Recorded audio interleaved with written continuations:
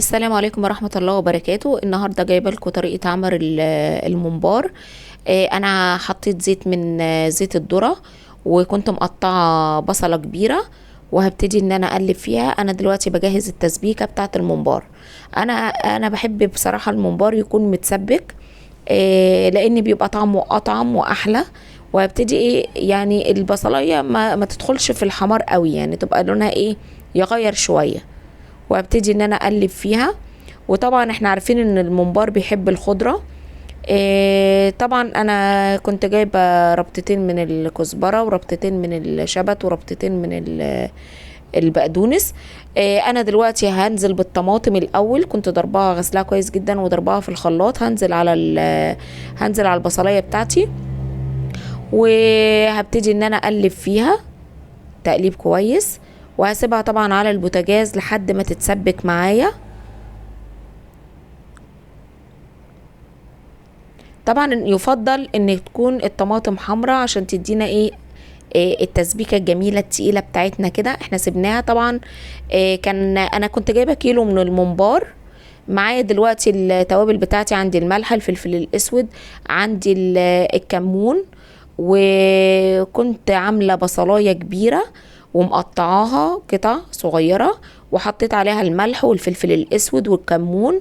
وعندي بهارات خلطه المحشي، دي انا بجيبها من العطار. بصراحه بتدي يا جماعه طعم خطير جدا للمحشي او الممبار. بصراحه بتبقى طعمها جميل جدا.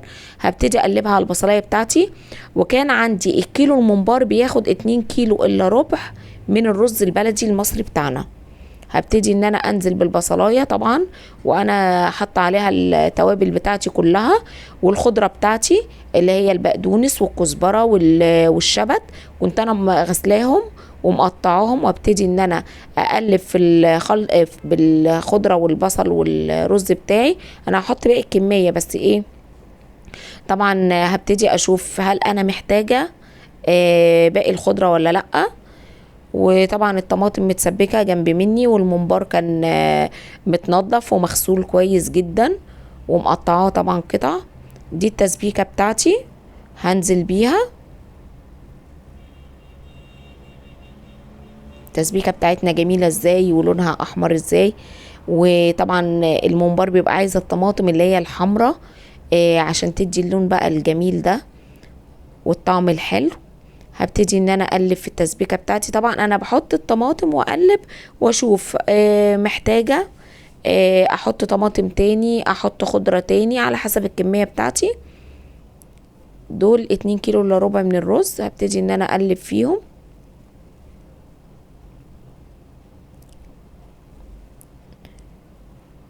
آه، ابتديت ان انا احط صلصه برضه عشان تديني لون اكتر، عشان انا بحب الممبار يكون يعني لونه الحمار بتاعه شديد قوي، فبيبقى جميل جدا. طبعا حطي كيس صلصه عاديه من اللي هو بيبقى عادي في اي ماركت هتلاقيه. وابتدي ان انا اقلب.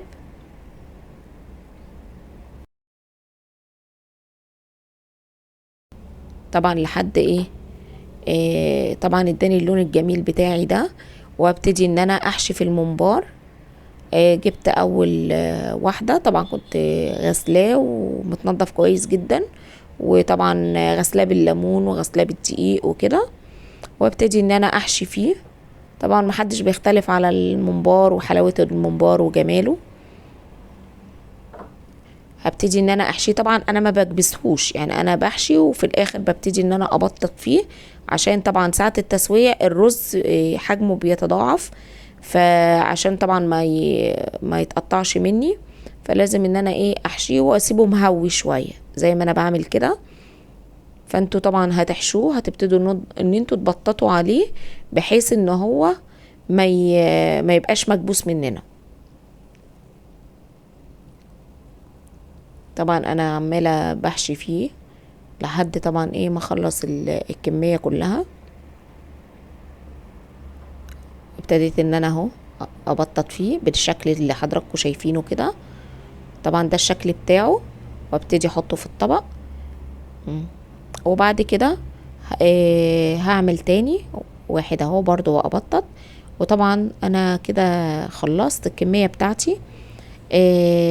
انا دلوقتي هبتدي ان انا اجهز المية اللي هتتسلق في الممبار هيتسلق فيها. بحط جزرايه، بحط مستكه، بحط حبهان، بصلايه ممروطه بفلفل اسود. مش شرط تتقطع صغير، انا بس عشان تدي طعم ونكهه جميله. وحاطه كمان ورق لورا. وهبتدي ان انا انزل طبعا الميه بتقلب معايا، ببتدي ان انا انزل بواحده واحده كده.